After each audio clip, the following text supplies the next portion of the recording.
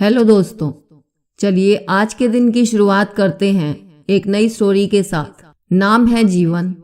जन्म 24 अक्टूबर 1915 श्रीनगर।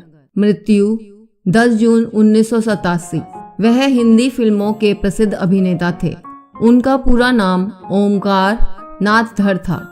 उन्होंने फिल्मी पर्दे पर अपनी भूमिकाओं को बड़ी ही संजीदगी से निभाया। वैसे तो अभिनेता जीवन ने अधिकांश फिल्मों में खलनायक की भूमिका निभाई थी, लेकिन फिर भी एक भूमिका ऐसी थी जिसमें दर्शकों ने उन्हें हमेशा पसंद किया। देवर्षि नारद के रूप में उनके द्वारा निभाई गई भूमिका को दर्शक कभी नहीं भूल पाएंगे। नारद मुनि के पौराणिक पात्र को अभिनेता जीवन ने 60 से भी अधिक फिल्मों में पर्दे पर जीवंत किया। अभिनेता जीवन का जन्म 24 अक्टूबर 1915 को श्रीनगर, जम्मू और कश्मीर में हुआ था। उनका वास्तविक नाम ओमकार नाथ धर था। उनकी पत्नी का नाम किरण है। जीवन को बचपन से ही अभिनेता बनने का मन था। उनके पुत्र और खुद भी एक जाने माने अभिनेता किरण कुमार ने एक पुराने साक्षात्कार में बताया था कि जीवन के पिताजी पाकिस्तान में स्थित गिलगिट के गवर्नर थे। जीवन की माताजी का देहांत सन 1915 में जीवन साहब के जन्म के समय ही हो गया था। उनकी उम्र 3 साल के होते होते जीवन के पिताजी भी चल बसे, किंतु गवर्नर साहब के खानदान के पुत्र को सिनेमा में अभिनय जैसे उस समय के निम्न व्यवसाय से नाता जोड़ने की इजाजत परिवार वाले कैसे देते। लिहाजा 18 साल की उम्र में जेब में मात्र 26 रुपए लेकर ओमकार नाथ धर मुंबई जाने के लिए घर से भाग गए। जीवन का घर का नाम जीवन किरण था और लोग समझते थे कि उन्होंने अपने साथ बेटे के नाम को भी जोड़ा था, परंतु हकीकत ये थी कि उनकी पत्नी का नाम किरण था। वे लाहौर की थीं। पर्दे पर अधिकतर खलनायक की भूमिका करने वाले जीवन निजी जिंदगी में इतने भले थे कि पैसों के मामले में कोई अगर उन्हें दगा दे देता तो वे कहते थे उस व्यक्ति को ज्यादा जरूरत होगी। मुंबई में फिल्मी दुनिया में प्रवेश के लिए स्टूडियो में जो भी काम मिला वह स्वीकार कर लिया।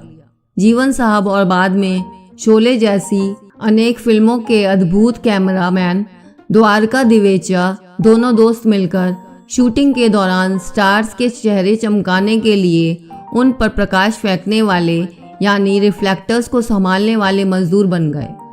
एक दिन स्टूडियो में निर्माता मोहन सिन्हा यानी रजनीगंधा की हीरोइन अभिनेत्री विद्या सिन्हा के दादाजी अपनी नई फिल्म के लिए नए कलाकारों के स्क्रीन टेस्ट कर रहे थे। सिन्हा जी ने कंपाउंड में उन दोनों दोस्तों को देखा और अच्छी कद काठी के नौजवान ओमकार नाथ धर को पूछा, क्या तुम अभिनय करना चाहते हो? ना कहने का तो सवाल ही नहीं था। उनका स्क्रीन टेस्ट हुआ और स्वाभाविक था कि परिणाम अच्छा था। सिन्हा जी ने पूछा, क्या करते हो? और युवक ने बताया कि वह उनके स्टूडियो में रिफ्लेक्टर संभालता है। दूसरा सवाल आया, क्या कुछ गा सकते हो? जवाब में ओमकार जी ने पंजाब की अमर प्रेम कथा हीर रांझा की कुछ पंक्तियां सुनाई और एक मजदूरी करने वाले व्यक्ति की अभिनय की यात्रा का आरंभ फैशनेबल इंडिया फिल्म से हुआ। जब ओमकार नाथ धर यानी के विजय भट्ट की फिल्म में काम करना शुरू किया तब उन्होंने नया नाम जीवन दिया, जो जीवन भर उनका नाम रहा। उनके अभिनय की एक खासियत ये थी कि खलनायकी में वे कॉमेडी भी डाल देते थे। उन्हें दिलीप कुमार के खिलाफ खलनायक के रूप में फिल्म कोहिनूर में देखें या नया दौर में, अभिनेता जीवन की टक्कर एक अलग ही माहौल खड़ा करती थी। उनका काम अमर अकबर एंथोनी में भी काफी पसंद किया गया।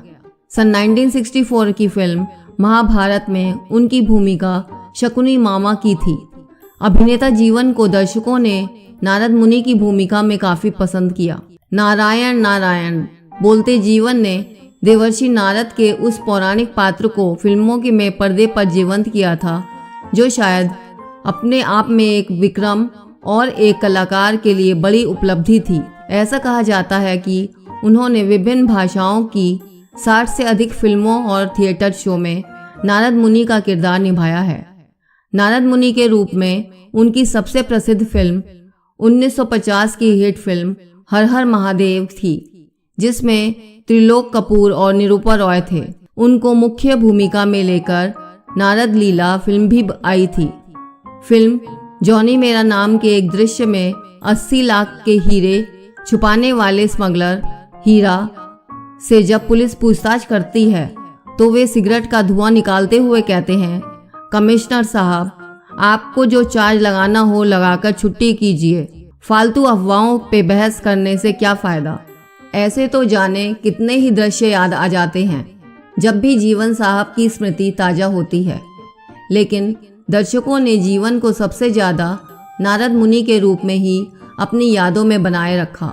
जीवन साहब की कुछ फिल्मों के नाम इस प्रकार हैं: दिल ने फिर याद किया, आबरू, हमराज, बंधन, भाई हो तो ऐसा, तलाश, धर्मवीर, चाचा भतीजा, सुहाग, नसीब, टक्कर, मेरे हमसफ़र, डार्लिंग डार्लिंग, फूल और पत्थर, इंतकाम, हीर रांझा, रोटी, शरीफ बदमाश, सबसे बड़ा रुपया, गैम्बलर, याराना, प्रोफेसर प्यारेलाल, बुलंदी, सनम तेरी कसम, देश प्रेमी, सुरक्षा और लावारिस इत्यादि। जीवन एक ऐसे खलनायक थे जो हीरो से मार खाने में कभी भी कंजूसी नहीं करते थे। उनका मानना था कि एक फिल्म तभी हिट होती है जब हीरो खलनायक को पीटता है। वह अपने पुत्र किरण कुमार को भी सलाह देते थे कि कोई पात्र तभी हीरो कहलाता है जब वह खलनायक को बराबर मारता है। इसलिए अपने से कद में छोटे हीरो से भी मार खाने में कसर मत छोड़ो। जीवन से कभी भी निर्माताओं को कोई शिकायत नहीं होती थी, क्योंकि उनके परिवार के किसी सदस्य को सेट पर आना तो दूर की बात थी, फोन भी लंच के समय के अलावा नहीं कर सकते थे। वे अपने अभिनय के प्रति पूरी तरह से समर्पित रहते थे। इसलिए B.R. चोपड़ा और मनमोहन देसाई जैसे बड़े निर्माताओं की फिल्मों में जीवन साहब नियमित रूप से लिए जाते थे। अभिनेता जीवन के पुत्र किरण कुमार ने एक साक्षात्कार में बताया था कि जीवन साहब धार्मिक स्थानों पर गरीबों को खाना खिलाने में और योग्य विद्यार्थियों को पढ़ाने में आर्थिक सहायता करते रहते थे। वक्त के पाबंद जीवन साहब कभी भी सेट पर देर से नहीं पहुंचते थे। जब भी वे शूटिंग के लिए हाजिर होते थे, सबसे पहले स्टेज को छूकर नमन करने के बाद ही अपना दिन प्रारंभ करते थे। अपने काम को पूजा इबादत जैसा मानने वाले अभिनेता जीवन का 72 साल की उम्र में 10 जून 1987 को मुंबई में निधन हुआ। नारद मुनि की अपनी अनेक भूमिकाओं और कितने सारी फिल्मों के एक से एक यादगार पात्रों से जीवन साहब हिंदी सिनेमा के दर्शकों के जीवन में अपना अलग स्थान रखते हुए आज भी जिंदा ही हैं। तो दोस्तों, हमारे पास जितनी जानकारी मिल पाई उसके अनुसार आज की कहानी आप सबके सामने पेश की। अब आपसे इजाज़त लेते हैं। अगली ऐसी ही एक नई स्टोरी के साथ मुलाकात करते हैं। Thank you.